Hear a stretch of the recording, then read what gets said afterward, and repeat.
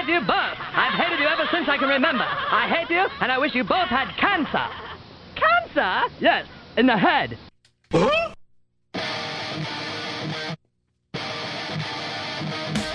I'm as mad as hell, and I'm not going to take this anymore! Pay no attention to that man behind the curtain! Are you telling me you built a time machine? Kind of a DeLorean? This is the Stupid Answer Show. Uh-oh. Sounds like somebody's got a case of the Mondays.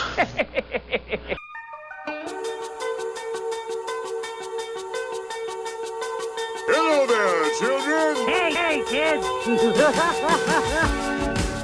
People seem to like me because I am polite and I'm rarely late.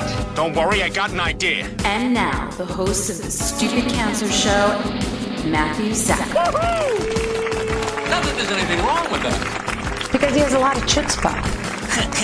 All right.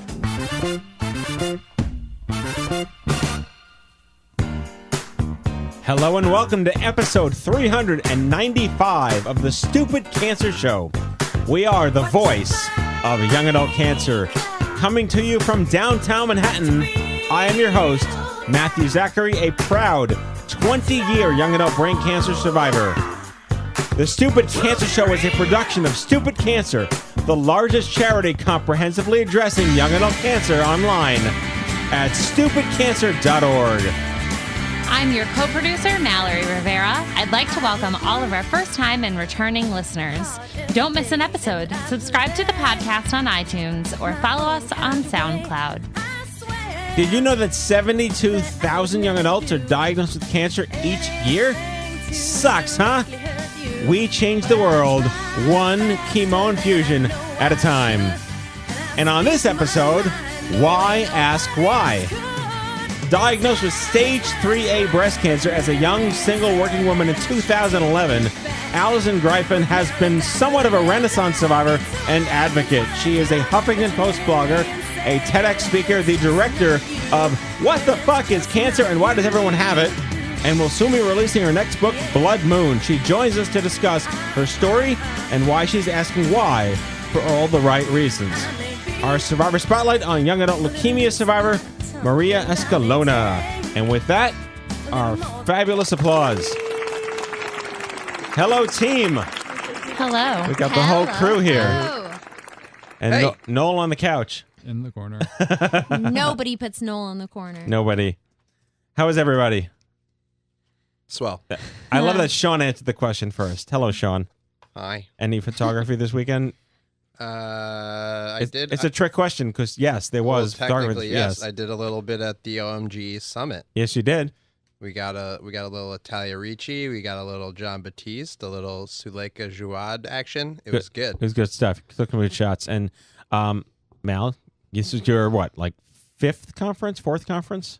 This is my third OMG East, my fourth OMG overall.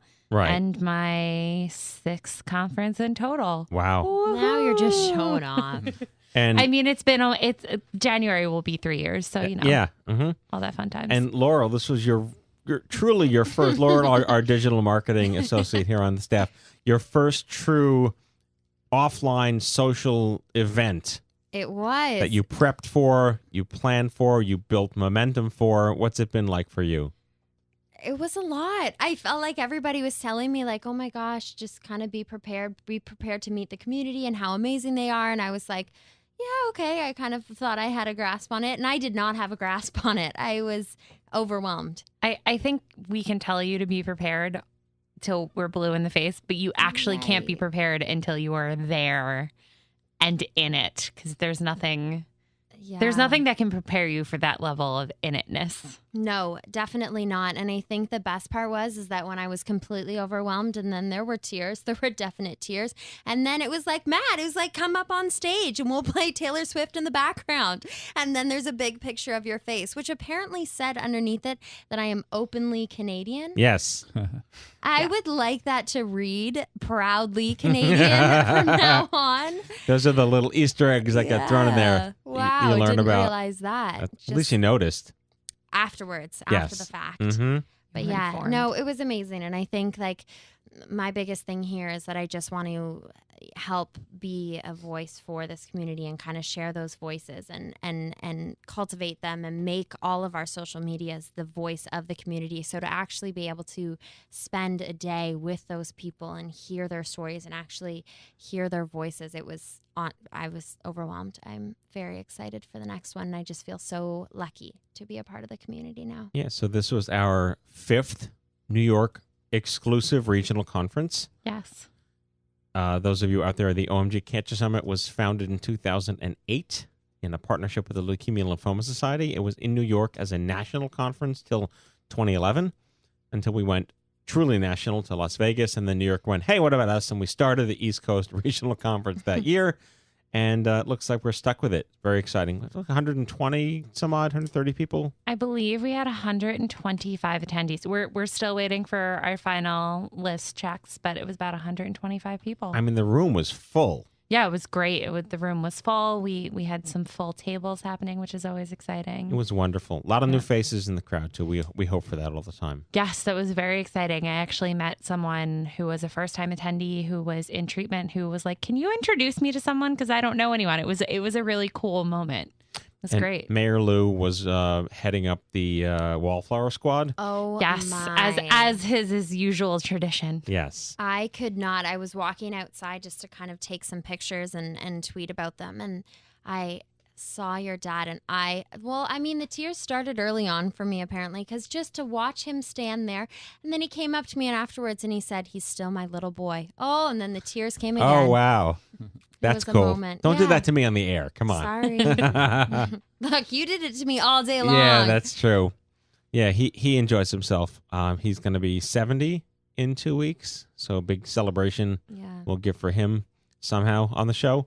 Have to Definitely. play some Louie or whatever.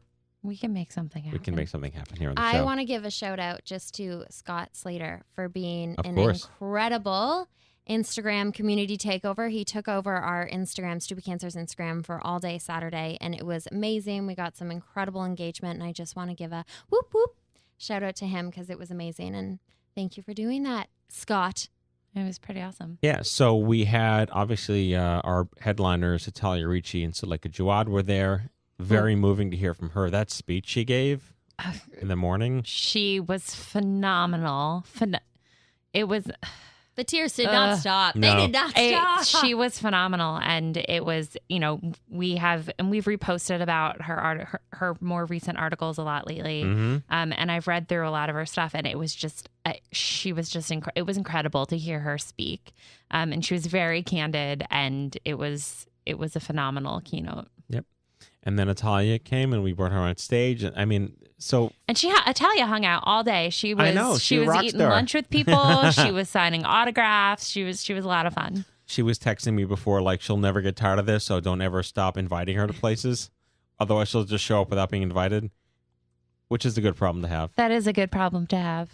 Yeah, and the afternoon sessions, all the speakers, the breakouts, not the breakouts, the workshops, the panel sessions, the Survivor panel. My favorite part of every OMG Regional Summit is their Survivor panel, and Saturday did not disappoint, even remotely. That was a phenomenal panel, and we had some really great people on there. Yeah, it's hard to say they keep getting better. They just keep getting different and more structured and more engaged and really refined. Yeah, definitely. It was all in all, I think the agenda went over really well, and we had a lot of great content in there. It was phenomenal. Yeah, and I mean, for them to be up there too and just share their stories in such a moving way, and for everyone to feel very open and able to do that in that community, I thought it was very amazing. Yeah. So we'll be throwing up photos on our Smug Mug channel in a couple of weeks once we get them all processed out, and you'll be seeing some of the shots on the Stupid Cancer store, I would imagine, because you took some amazing visuals.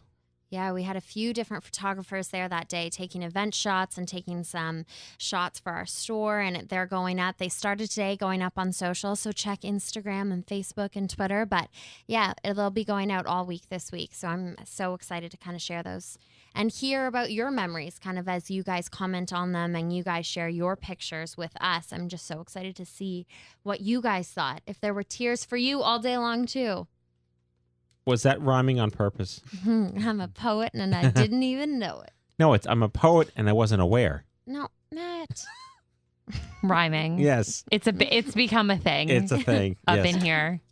So tonight's show is called Why Ask Why. So we're going to use that as a sort of a conversation piece with our in-studio guest, Maria, and our spotlight, Allison, in the main segment there. I personally, when I was going through cancer, I never asked why. I was, I think, just too angry to say why me, and I'm not really a self-victimizing person just to begin with. But what Allison has done is she's made the why into a good why. Yeah. Asking biological questions, epidemiological, sciencey questions, like not just why did I get cancer, but why do people get cancer? She's really taken it from a question that could be a very victimizing phrase and putting it in a really enlightening phrase, which is kind of exciting. And in that spirit, I was channeling Emily McDowell a little bit to tease OMG West coming up later this month, next month, October. It's still September, right? Yes, okay. Yeah, it's still September. West is in October, right. End of October. So I posted on my, I was in the greeting card store somewhere this weekend, and there was a card that said everything happens for a reason. And I took a shot of it, and it's like, what not to say to cancer patients is that everything happens for a reason. But then that goes back to the why me, why my son, why my daughter? Do we really want to believe that? How do we channel that? But it's a good question. I'm a big fan of how it's not about why, without getting too meta. It's about where. Where do I go with this? Or what do I do with this? Or how do I manage this? Instead of the why me. Why me puts you in a corner. It makes you stuck. Yeah. So, all right. Well, that's a great segue to our first guest. And with that, she gets the music. You didn't know you're getting special music, did you? I didn't. Yeah, Maria Escalona, diagnosed with leukemia at the age of 18. Today and every day, she celebrates that she has been completely healthy past the 5-year mark. Coming to us from my alma mater, Memorial Sloan Kettering. Please welcome live right here to the Stupid Cancer Show, Maria Escalona. Hello. Hi. So I hear 5 years, and I'm curious to ask you, does that number matter anymore? Or is that still some magic, meta, imaginary unicorn number that we aspire to? I think it mattered more, when I officially finished with the pills and all sorts of chemo. But I think it always plays in the back of my mind, especially when I go into the clinic once a year. So I remind myself that it's been 5 years, so I can not worry anymore. Because 20 years ago, 5 years was like live or die. It was like event horizon. Yeah. If you didn't make 5 years, well, you didn't make 5 years, obviously, but if you made 5 years, you're in the clear. Yeah. But what does that mean? Right? What does in the clear mean? Exactly. So what? It's not coming back, but I'm still this. Exactly. Yeah. So I want to talk about that. You're 18. Were you in high school or college? I had just graduated from high school, and I was actually, it was my first year of college, and I have a really close relationship with my high school friends. So we went to Six Flags, and because who doesn't? Yeah, exactly. And I sat on a bench, and my thigh kind of hurt. So I got home, and I showed my mom that I had this not even a black and blue. It was legit a black, just thing on my thigh. And she's like, well, that's weird. And so I went to a local doctor, and she's like, oh, so you have different black and blues around you. Let me just write this note and go to the New York Presbyterian emergency room. But she didn't say why. So really? Okay. Yeah. So I show up, and It was a bit of madness. There was a lot of people, and I didn't understand why I was there. So I was ready to go. And Mom was like, no, you should stay. Just see what's going on. And I didn't leave for the next 15 to 17 days. So, wow. Yeah. Wow. So I stayed, and I remember. Wait, so this local clinic doctor knew right away, but didn't tell you? Yeah, she didn't. I guess she didn't want to jump ahead. Okay. And but once they did the blood test, they told my mom that she needed to be strong, and we were in the hospital for a few days. What kind of leukemia was it? APML. APML. Mm-hmm. Wow, that's like 4 letters. Most leukemia is 3 letters. Yeah, I guess mine was special. What does the I don't know. APML stand for? That is a great question. Someone to the Google. Yes, Google it, please. Because there's acute myelogenous leukemia. Yeah. But what does the acute P myelogenous leukemia stand for? So my mom was. You didn't know I was going going to put you on the spot, right? No, I didn't. I'm sweating. Acute polymyastic leukemia? That sounds familiar, yeah. Okay. Well, my mom was in charge of all the research. I was kind of numb throughout this whole process. Of course. So I didn't want to look at the books. I didn't want to look at anything. She did like most of the No, work. because 5 years ago, there was the internet. Right. That magical thing. the That internet. fabulous, terrible thing. Yes. So yeah, she did most of the research. So did they tell you, or how soon into your stint at the hospital did they say, by the way, this is this? So, right. So when I was in the emergency room, it was between a virus or actually cancer. And my mom went on like, how do I say, like a control mode. And she's like, no, well, it's probably just like a virus. Like, let's not even think of cancer. And I Right. was like, but what if it is? Yeah. And she's like, no, it's a virus. So, By the way, Mom's sitting on the couch over hi, there. Mom. Full support system in place. Yeah, she's here. And so I believe that overnight, once they took me to a room and everything, and then the doctor told me, Dr. Sulis, she's awesome, told me that I had APML. And of course, that's like world shattering. And I was in shock after that moment. But she kept reiterating that it's a very curable and treatable cancer, but it's still the C word. So I thought I was going to die. We've had lots of people on the show, and obviously you've seen our community. You're part of our community. Mhm. People don't know that leukemia means cancer. Right. Was that a conversation?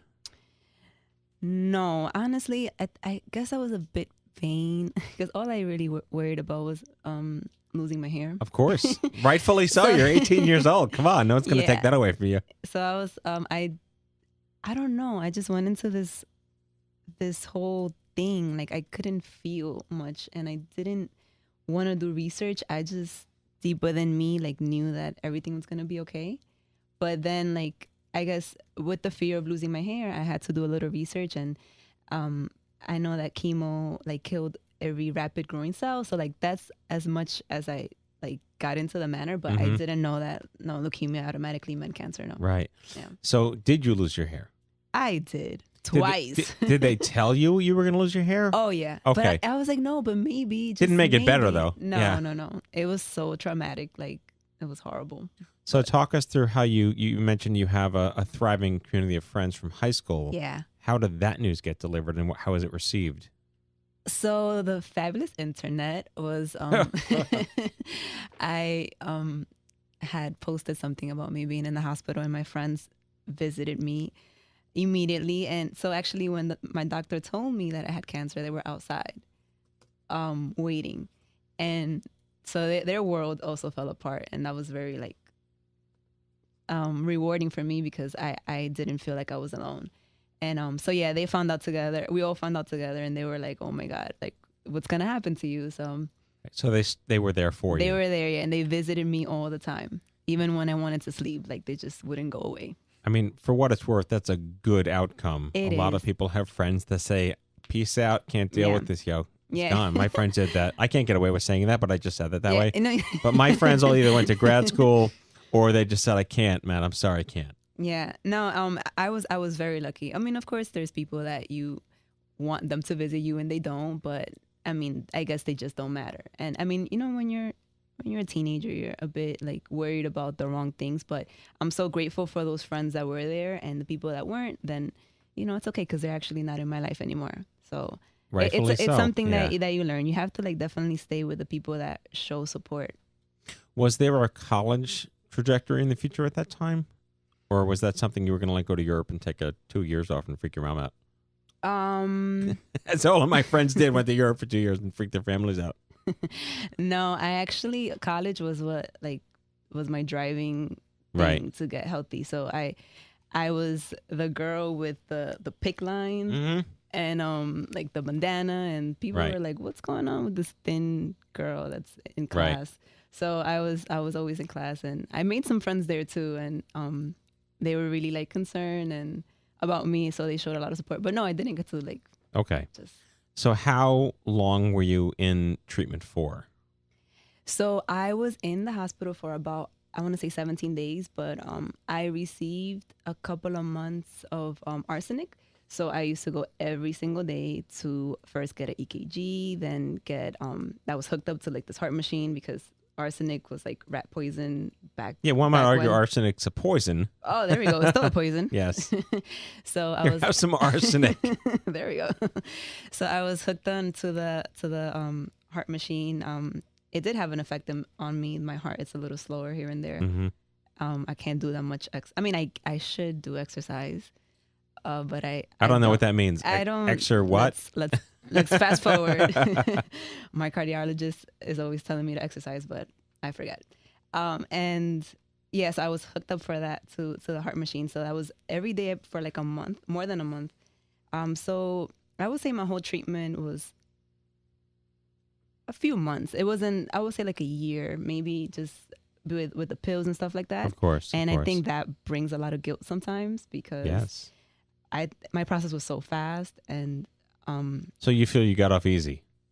I do. In the worst way that could possibly hurt on the other side. Yeah, it's hard because I was, even though I was 18, I was still in the children's hospital. So I was around little kids and to hear their stories, and they were battling since they were like 5 or younger. So for me, everything was so fast, and sometimes I do feel guilty, and sometimes I don't feel like a real survivor. Cause I know, we've had that conversation a lot. Sucks. I'm in your situation. I don't know if you heard my story, but I was diagnosed as a college senior, but I was also in pediatrics. So I was there with the 4-year-olds, the 5-year-olds, and many of the young parents thought I was a parent to one of the patients there. I'm like, no, I'm the patient. So, and I get that. And, I didn't have chemotherapy. I chose not to have chemotherapy. And there's a part of me that lives with, I only had this. Yeah. And I think part of the DNA of why I started Stupid Cancer was to level set how if we start picking apart our differences, it doesn't help the greater good. Exactly. And that in our manifesto, it's that the playing field is leveled. Yeah. When Stupid Cancer comes along when you're not 80. Exactly. So, but you did lose your hair. You did have a massive disruption in your life. You did have to rebuild things from scratch, and now you're dealing with consequences for happily being disease-free. Yeah, and those are like emotional, but also like within my friends, like cancer is now so common, which it was something that I never heard of growing up till it was my turn. And so now when like my friends' parents get sick, they're like, "Oh, Maria, why don't you speak to my mom or speak to someone I know?" And it's so much pressure because I don't know what to say. Like, I don't have that magical wand, and it gets a little difficult.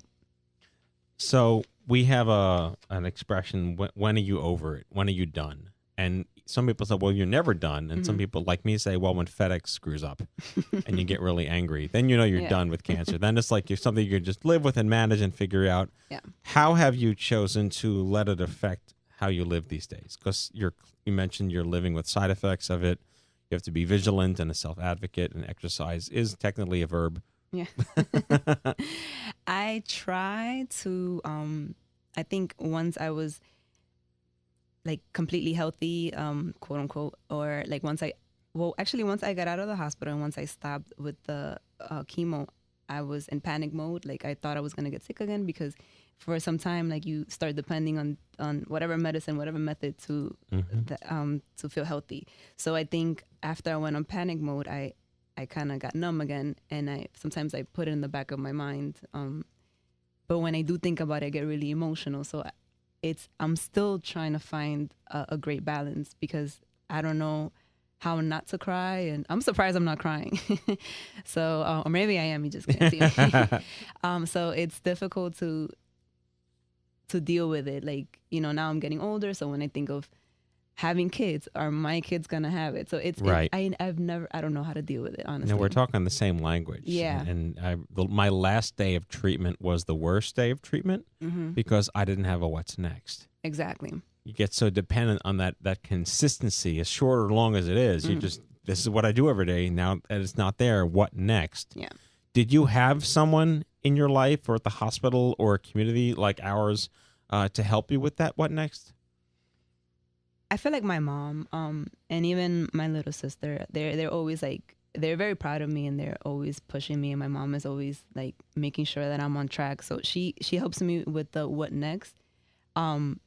But I think it's a lot of self-talk. And even with the 5 years, if I still see like a black and blue, I'm like, oh my God, this black and blue, what's going on? Mom, look at this black and blue. And she's like, no, it's fine. But wait, did it go away? So like, there's still like a triggers. Little bit. Triggers so never we go try away. and I think of my future and I think of what I want to accomplish. But then again, when I think of it, okay, then it just comes back. Like if I think of kids, if I think of whatever, it's something you deal with all the time. Well, we talk about how it's hard enough to be, 24? Oh, thank when you're you. well? Actually, I'm going to be 28. Really? So, yeah. Wait, so in you October. Okay, I was reading the year versus your age, but that's good. Okay. But anyway, so congratulations on not being 24 and my thinking you look 24, which is good. Just take the compliment and I'll be over here now, talking over here. What have you found to be the most difficult process for you these days in getting back your life?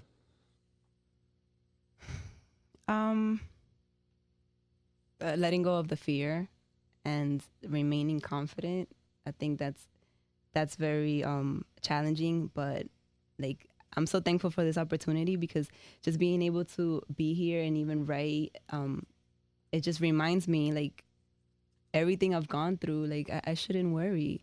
So like I beat cancer. That's awesome. That like that should be my platform for everything. But yeah, fear is like a big thing. So what are you doing these days? So I'm a social worker. Should I say that I'm looking for a job? You can.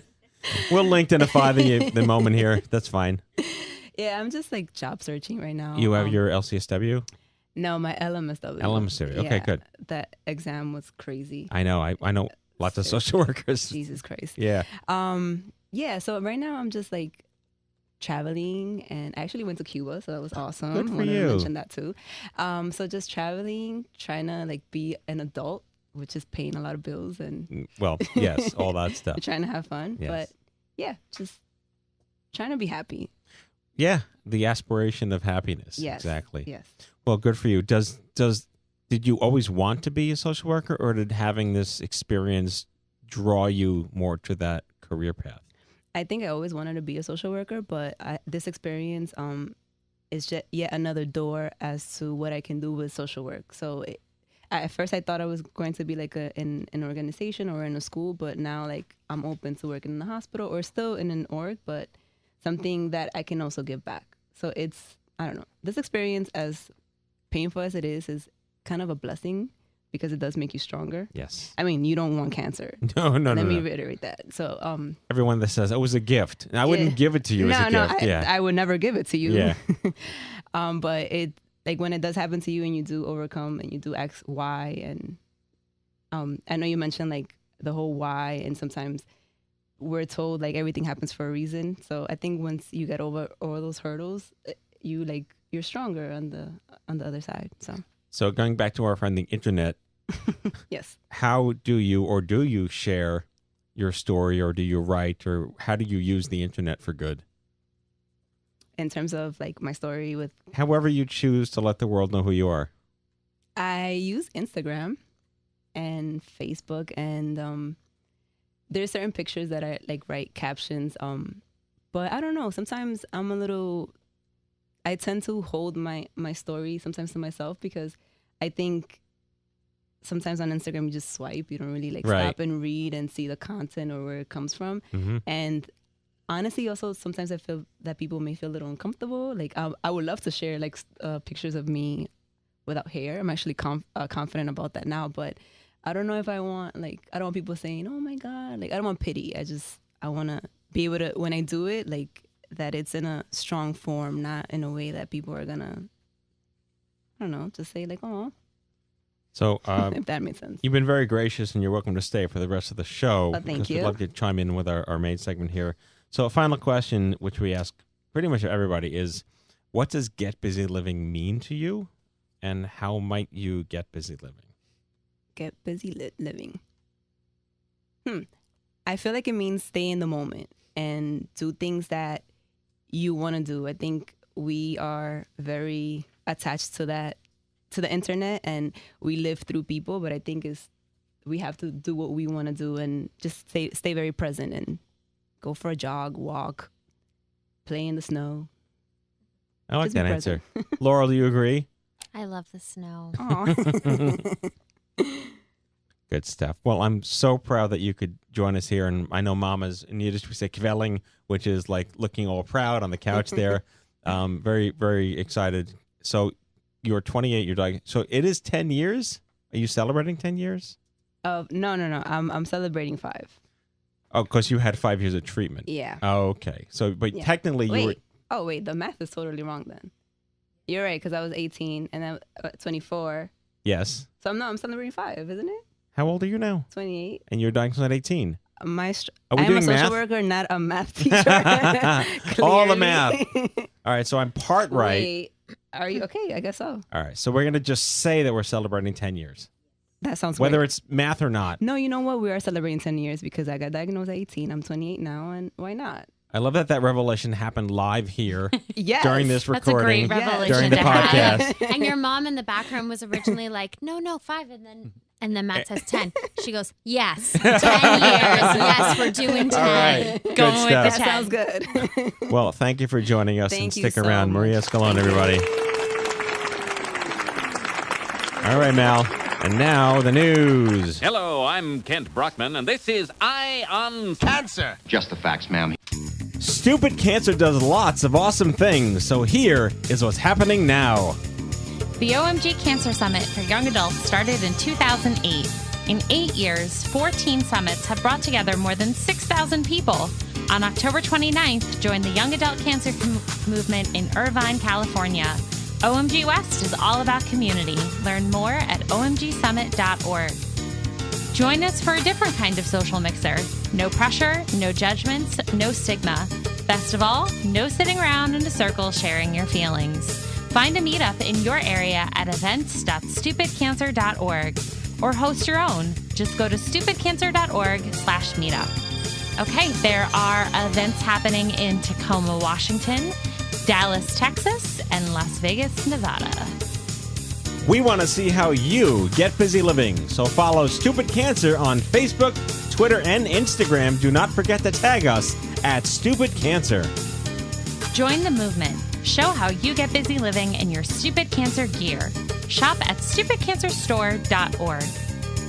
We've been doing the show here for about 10 years, and we want to hear more from you, our listeners. Tell us what you'd like to hear. So fill out our survey at stupidcancer.org/podcast survey and get 15% off in the Stupid Cancer store. And that is your Stupid Cancer News.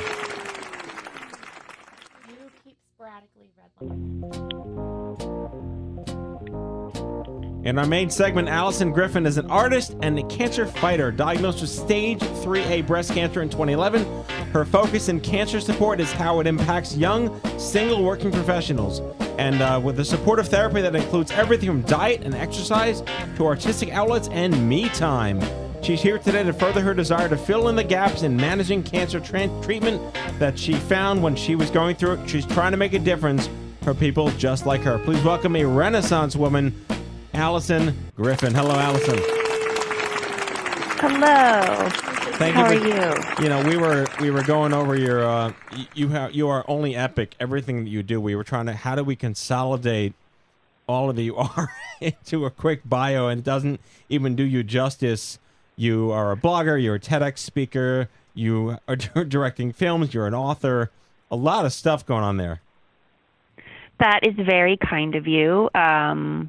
But I think it's a good lead into what we're talking about, because I think when you're diagnosed with cancer, sometimes people think you're a cancer fighter and they forget that you're a whole person that has a lot of different dreams and desires and things that you go after, right?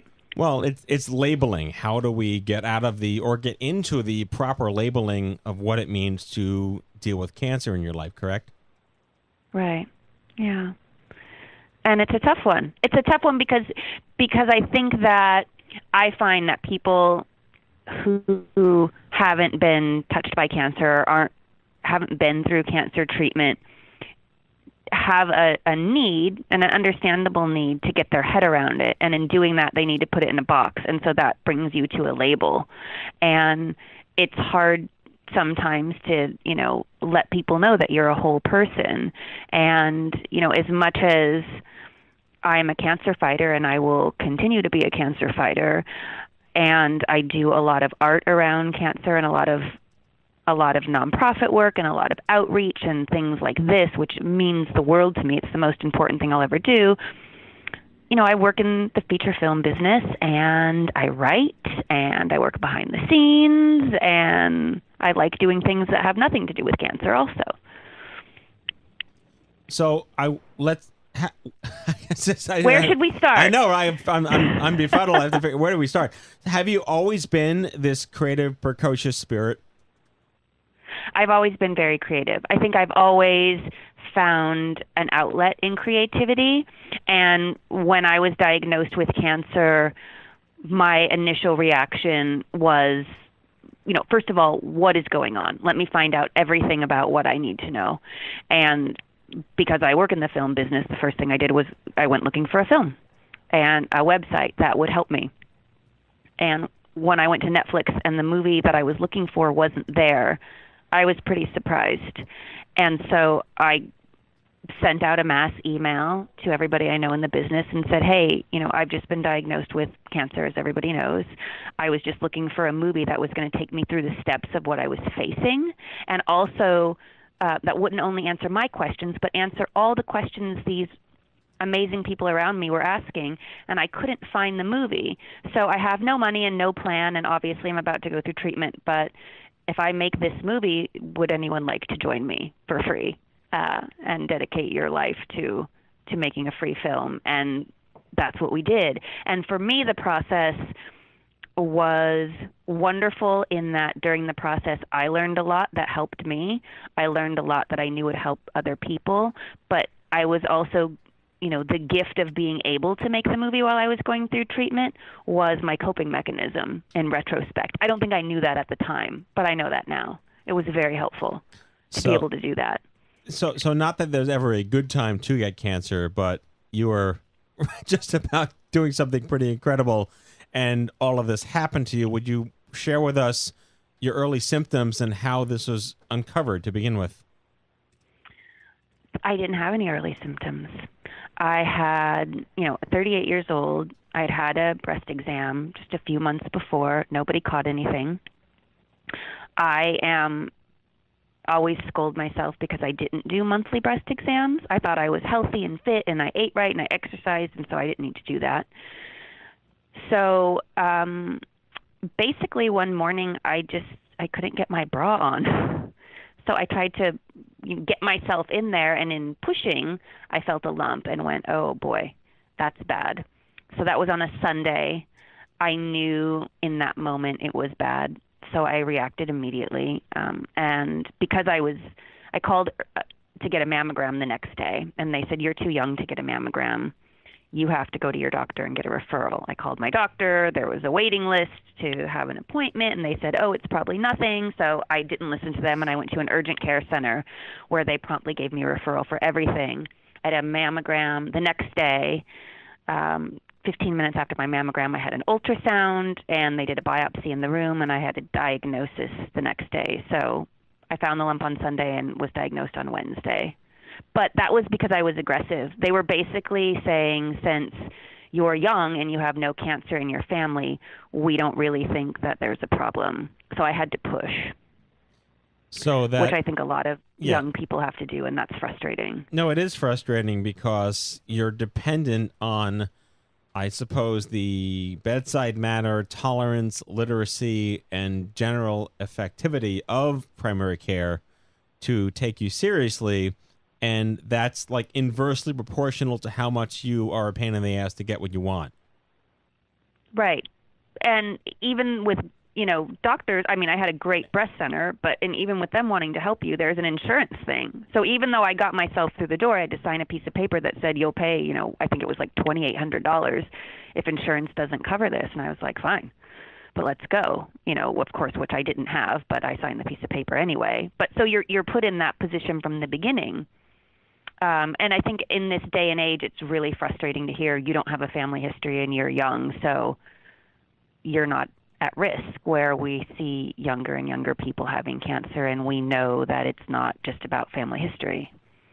Well, that would go under the list of things not to tell me right now. Right. So you are truly, I hate to put it in this, like fast-tracked into cancer land very quickly, and yes. That ruined everything. So how did everything manage to get itself not straightened out, but at least you sound like you're very organized and methodical in the best sense of that word. Where did things go from there, from this chaos? It was good. I mean, I was aggressive. I'm a very A-type personality, and just because of the career I've chosen, it's a little bit of an aggressive career, and you have to push your way into things if you want them. So I did the same thing, and this was me fighting for my life. I say cancer fighter because I don't like the word patient. Patient to me also relates to patience. There's nothing patient about fighting cancer. You have to move on it. And so I was, I pushed my way into it, but I was lucky to be paired with doctors who could receive and match my personality and were just as aggressive and communicative as I was. I always say, and I said to them from the beginning, fighting cancer is a team sport. We're going to do this together, and I'm not going to have a circumstance where you tell me what I'm doing and I'm just going to do that. I want to understand it. I want to be the best cancer fighter you have. I don't want to get sick during chemo. I want to be successful through all of this treatment, and I want to understand what's going on. What I'm really drawn to about your story and your choices is that was really about your dignity and your quality of life and what was most important to you, not what they thought was most important to you. Right. And I was lucky enough, again, to have these doctors who understood that and respected that, which was great. And the more I meet people, I find that they don't necessarily have that same experience or have had that same experience, and that makes me sad and frustrated. I hope that, me doing interviews like this and all the outreach I do, I hope one of the things that I'm able to do and things like Stupid Cancer are able to do is encourage people to push back. It's your life.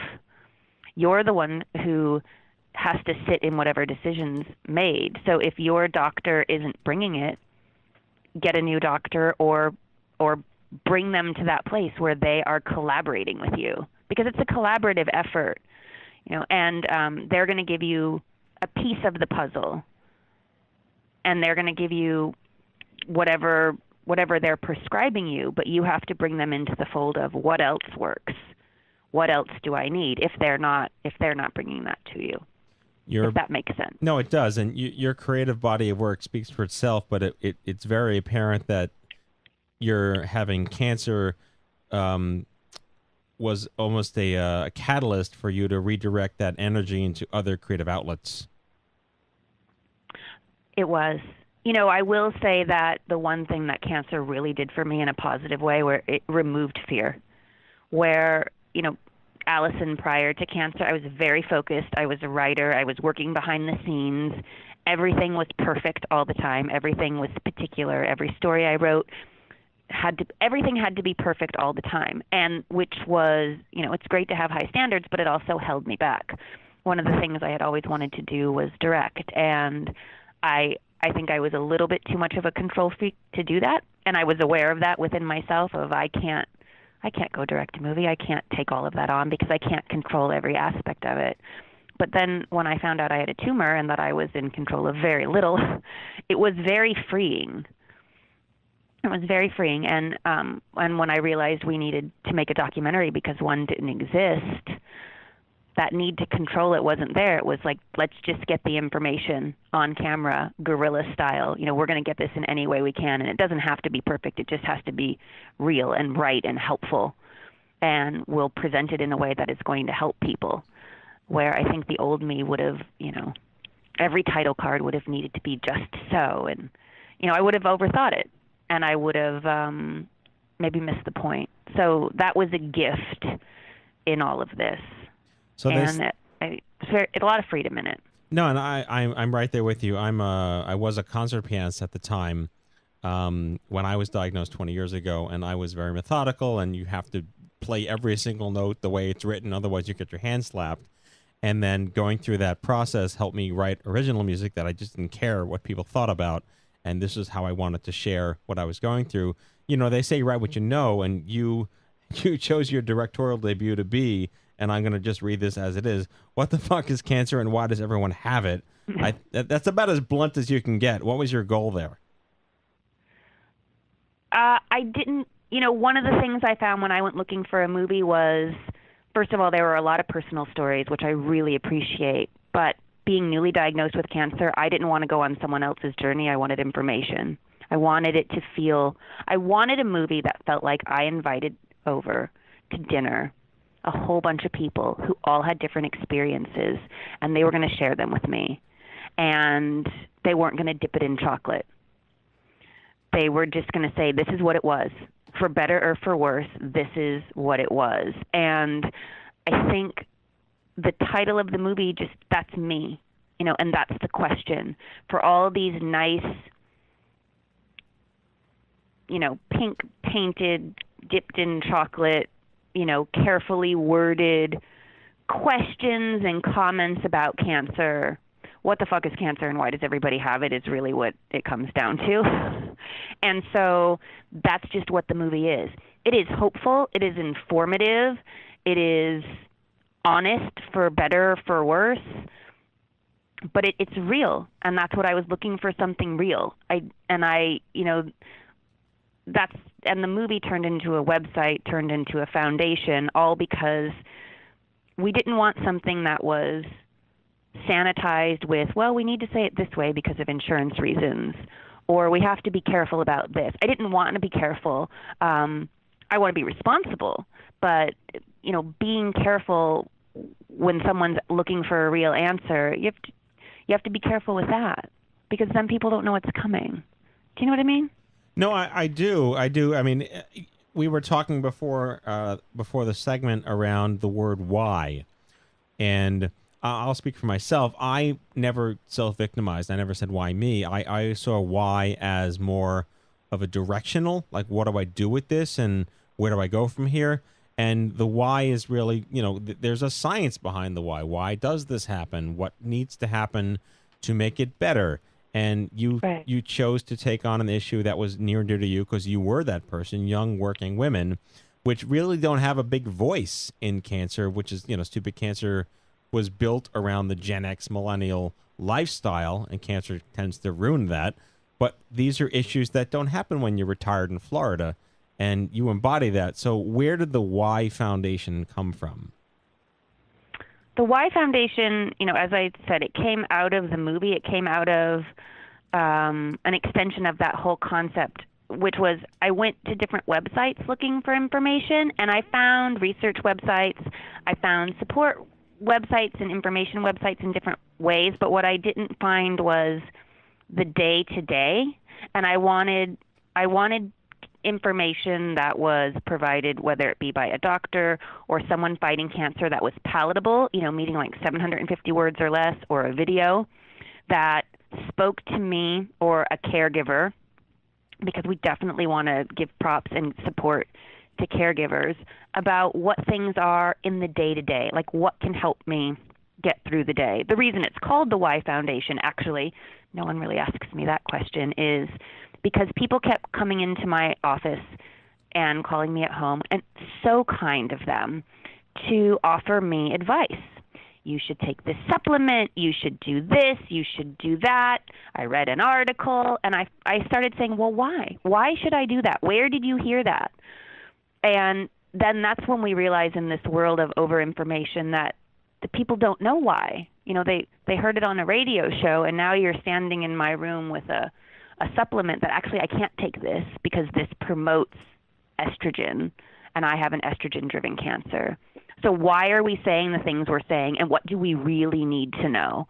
So the Y Foundation is this small mom-and-pop cancer shop, as I call it, and we want to collect more content every day, but we also want to keep it real and small because we want it to stay under control of what do we really need to get through the day-to-day.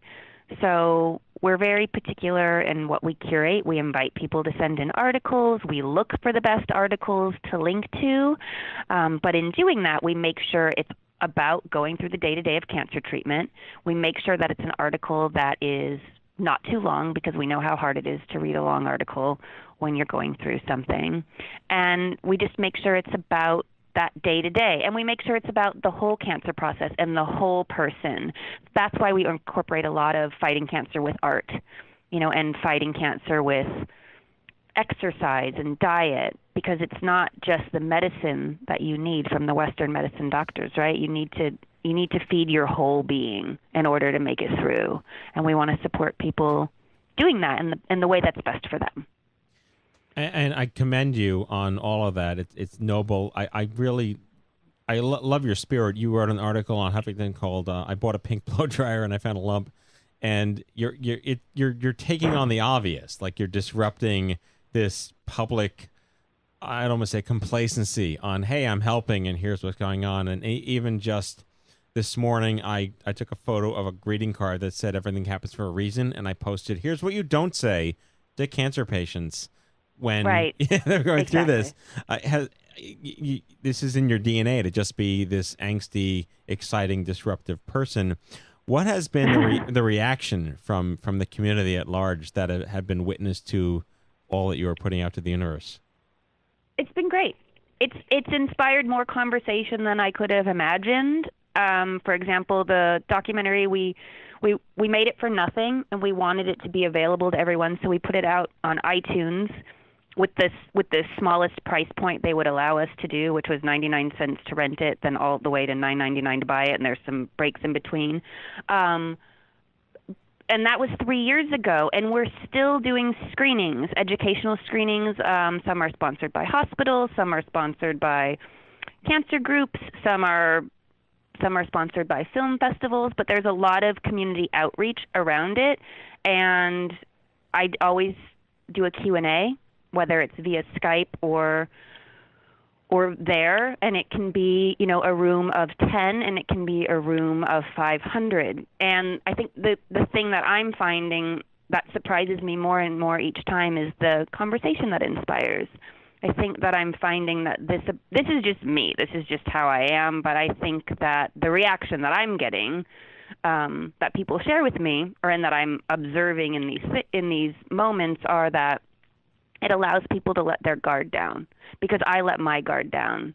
I'll talk about anything, and I think that in my experience in all of this unfolding is that people are looking for a safe place to be themselves and to say what they think and to say what they're scared of, and to not have to be in that label, in that box, and to not be judged or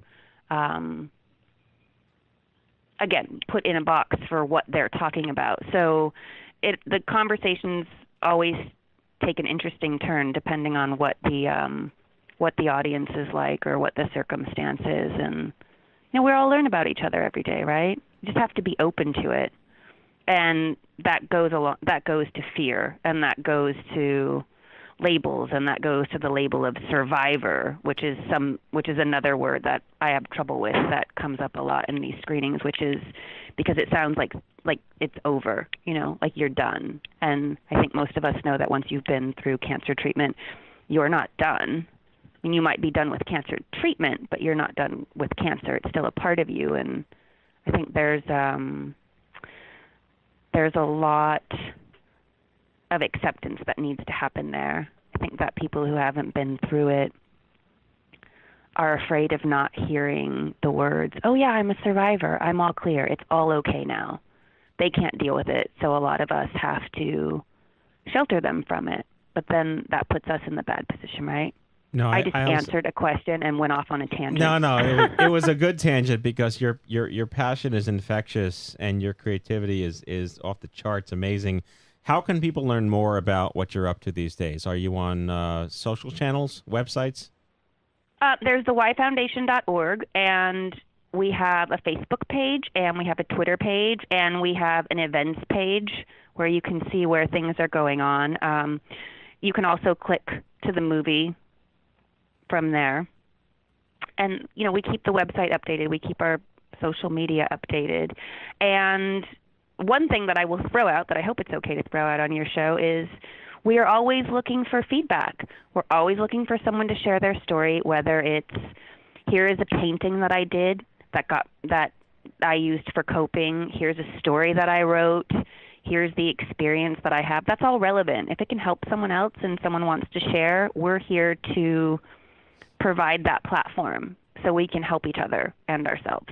Allison Gryphon, artist, cancer fighter, diagnosed with stage 3 breast cancer. The Y Foundation and the documentary you must watch is What the Fuck is Cancer and Why Does Everyone Have It? Allison, thank you for joining us, and Godspeed on your journey. Thank you so much. Okay.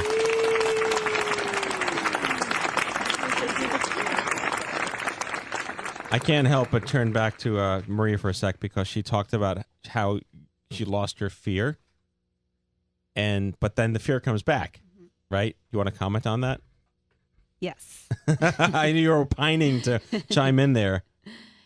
No, I mean, she's so awesome, Allison. She's very strong, and I felt really inspired listening to her. But yeah, the fear does come back, and I don't know how are we going to ever shake that feedback from you? I have a completely unrelated yet somewhat related story to facing fear.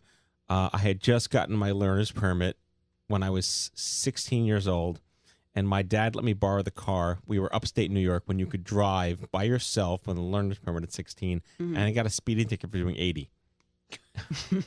Because I was 16, and why not? So it turns out that we pled not guilty, and we went to the court, and I fought my way out of it. But someone gave me a book. Who does this to a 16-year-old? The book said, "Feel the fear and do it anyway." How to get out of a ticket. So, so apply that idea to feel the fear and do it anyway. This is your life with, through, and ideally beyond cancer. Yeah. I mean, in regards to books and stuff, like I know while I was sick, I read a lot of spiritual books, and I think it's like everything when you're going through certain things, you're like, okay, God, or like if you believe in a higher power, you always say what you would do and how you'll be fearless and how you're not gonna eat any more cake and run and whatever. And then you get to the real world, and I think you let little things get to you. Like when FedEx doesn't deliver your package on time. Exactly. FedEx has done you wrong. Cake looks so good. Delicious with the sprinkles. I know. Yeah. And when you just don't feel like going to the gym. I know. Yeah. And I mean, my mom always says to me, like, you overcame this big battle of cancer, but you let like little things get to you. And I don't know if that's like a coping mechanism. Like sometimes you just don't think about the bigger picture and you like let the little things get to you. But fear is something that you feel really brave at one point, and then I don't know, when the real world hits you, you just allow it to consume you. But it's an everyday battle. Well, thank you for being here again and sharing your story. What a great show. Thank you. And I want to say that at the beginning of this, you were nervous. You said that you were scared and nervous. Sweating. And you felt that, and you did it anyway today. Yeah, you felt. See, you didn't even know it. Through it. Yeah, you did there it. You go. Good job. Thank you, guys. All right. Well, now it is time for our closing sequence. Prepare to activate. I hear there's rumors on the internets. You ever seen a grown man naked? And so, to all of you, a fond farewell. Hooray! I'm helping. You are a meathead. Oh, Magoo, you've done it again. That was so terrible, I think you gave me cancer. All right, that's our show, the 395th episode of The Stupid Cancer Show. Don't miss an episode. Subscribe to the podcast on iTunes or follow us on SoundCloud. Thank you to our guests, Maria Escalona and Mom on the Couch, and Allison Gryphon. The Stupid Cancer Show is a production of Stupid Cancer, the largest charity comprehensively addressing young adult cancer. Find us online at stupidcancer.org. Coming to you from downtown Manhattan on behalf of the team here at the Stupid Cancer Show, we hope you had as much fun as we did poking a stick at Stupid Cancer. Thanks for listening, and we'll see you back here next time. Goodbye, folks.